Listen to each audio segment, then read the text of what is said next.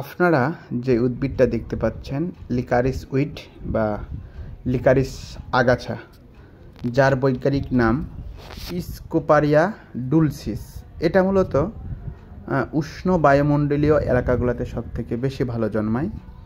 আর এই উদ্ভিদটির একটা অনন্যতম বৈশিষ্ট্য হলো যে এই উদ্ভিদের আঠাটা মূলত আমাদের গ্রামগঞ্জের যে বাচ্চাগুলো বা ছোটো ছোটো বাচ্চাগুলো রয়েছে, এরা মূলত সুন্দর করে মানে এক জায়গায় জমা করে এটাকে বেলুন, ছোট ছোট বেলুন আকারে কি করে বের করে।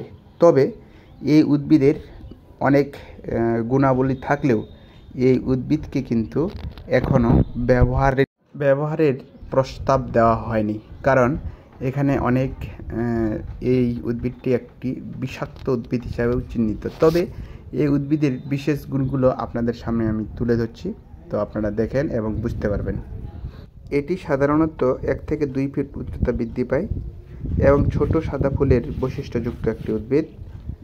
এই প্রজাতিটি ডায়াবেটিক ও অ্যান্টি ইনফ্লামেটরি এজেন্ট হিসেবে ব্যবহার সহ ঐতিহ্যবাহী ওষুধ অ্যাপ্লিকেশনগুলির বিস্তর প্রদর্শন করা সত্ত্বেও এই উদ্ভিদের বিষাক্ততার কারণে এর সকল কিছু থেকে ব্যবহার অনুমোদন দেওয়া হয়নি। ধন্যবাদ।